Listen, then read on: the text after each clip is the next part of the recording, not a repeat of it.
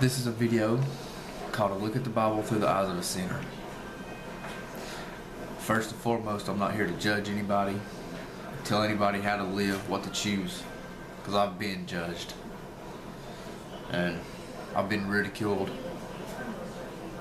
And even today, I'm just like a curse in a lot of the church people's eyes around me. I've been through things, I've done things. I'm human. I'm a man, and I'm a sinner. I fall, I rise, and I fall again. I feel like I'm the weakest sheep in the flock. I feel like I'm the weakest vessel, the most worthless piece that God has.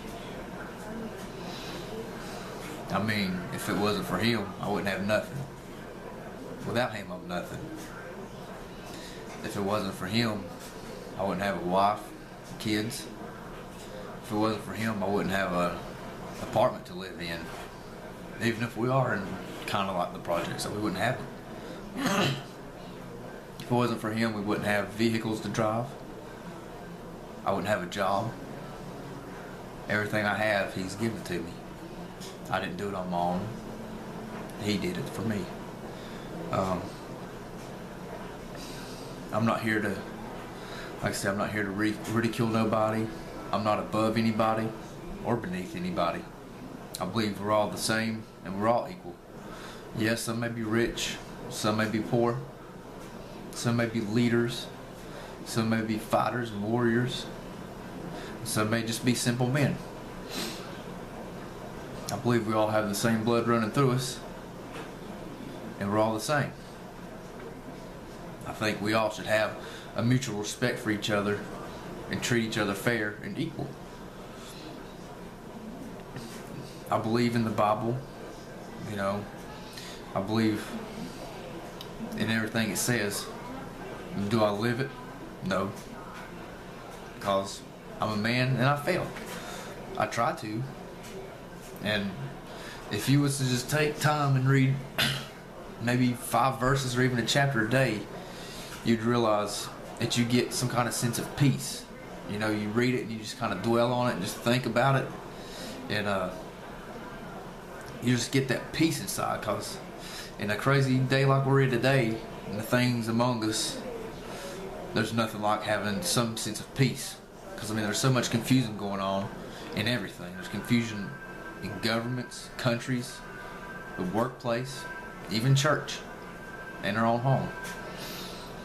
And I believe if we had God in our lives and just try to just read His Word and what He says, rather than just taking the Word from men and going with it, then we'd be a lot happier and we'd have peace in our lives.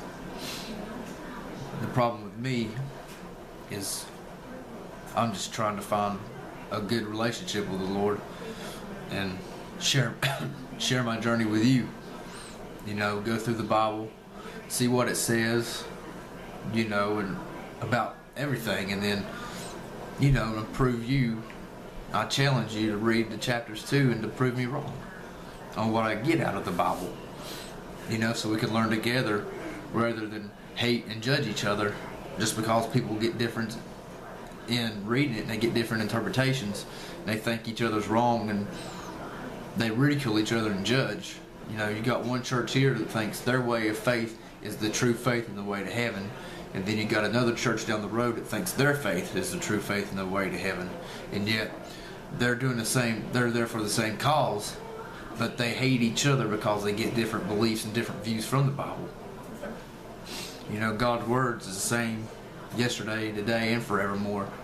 And it just makes me wonder, why do people get different interpretations, Why do people get this idea that it's this way, and people get the idea that it's that way, and then people that don't follow the way that they think's right, then they hate them and ridicule them, judge them. And then, it's just a shame, really. It's like me in my marriage, I'm married to a black woman. And, people looked at that and they just hate, they judge, and They think it's the wrong and one of the biggest sins in the world, you know. They say that we're unequally yoked. And they just stare. I mean, it's kind of shocking, though, because I don't act like I'm the stereotypical white dude that does get with black women, and it's just shocked that my wife doesn't act like the black woman that gets with the white dude, you know. We're just our own individuals, and we're ourselves, and we're true to ourselves. We don't try to fit in and follow everybody else. We do what we do, and we lead. I mean, I don't want to be like anybody else and fit into this crowd and that crowd. I just want to be myself and be happy, work, and take care of my family. And, of course, you know, get a closer relationship with the Lord and be real while doing it, you know. Just be myself. I mean, He knows who I am. He knows what I'm going to do tomorrow. I ask Him, you know, to help me not fail, but only He knows.